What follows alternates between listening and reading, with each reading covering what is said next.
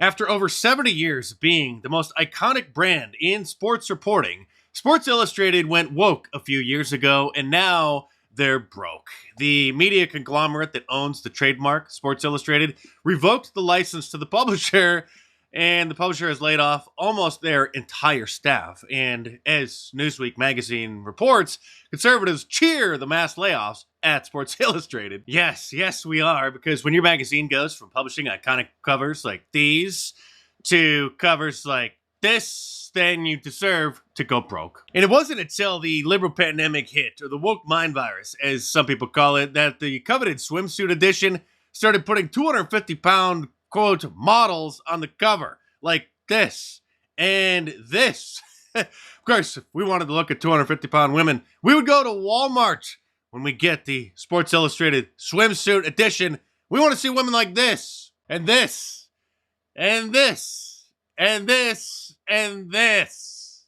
But that wasn't woke enough. So in 2021, they put a transgender model on the cover of the Sports Illustrated swimsuit edition. And of course, they didn't learn their lesson. So they did the same thing again last year with this person. And if they didn't go bankrupt, they probably would have put Leah Thomas on the cover this year. Although I wouldn't put it past them to assume that the reason for their financial troubles is because they weren't woke enough. And they may actually double down or triple down on the wokeness this year. Remember when they got caught using a hilariously photoshopped picture of Leah trying to make that person appear more feminine? This was the photo that they were using on the Today Show and a bunch of other outlets. And as you can see here, the actual photo is on the left, where you're not allowed to misgender people on YouTube, so we'll just call this person Swimmer Thomas. You can clearly see the masculine features and the outline of the goggles on this person's face. And then clearly the pathetic attempt to try to feminize this person's face, to try to portray them as a supposed woman. I mean, what's next? Are they going to put a gay dude on the cover of Playboy magazine? Wait, what's this? Brentman Rock becomes Playboy's first gay male cover star. That's from back in 2021. So 3 years ago now. Brace yourselves for the cringe. This was the cover of Playboy magazine in 2021.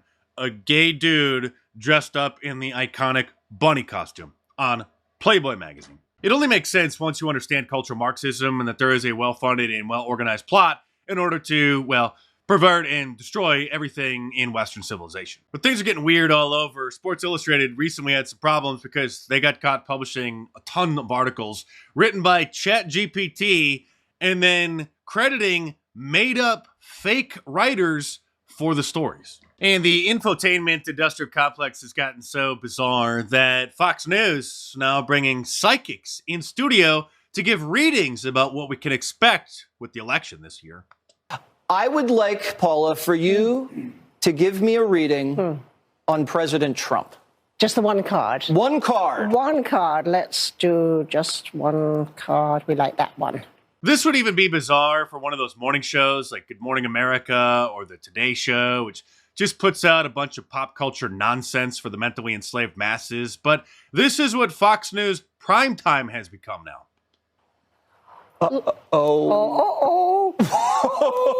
What is that? I mean, I do recognize that I'm at Fox TV. A sense of loss. A sense of loss. But it's very specific. No, let me move on.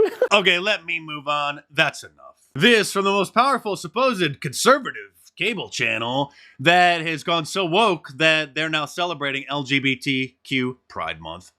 Celebrate Pride Month with Fox News. Meet important voices of the LGBTQ plus community and go inside their incredible contributions. Part of America Together on Fox News. When I first saw this promo circulating online a few years ago, I thought maybe it's a parody. I had a hard time believing that Fox News would actually sink so low until I started seeing segments like this, hosted by the supposed Christian Ainsley Earhart. Well, June is Pride Month, and to celebrate, we are shining a spotlight on those in the LGBTQ plus community who work to encourage love and acceptance. If a real Christian went into work one day and learned that that was a segment that they were expected to read on a teleprompter on national television, they would have refused, and if they were further pressured, they would have walked off the set and went home. But Ainsley Earhart's soul had a price, and she sold it for a few $1 million.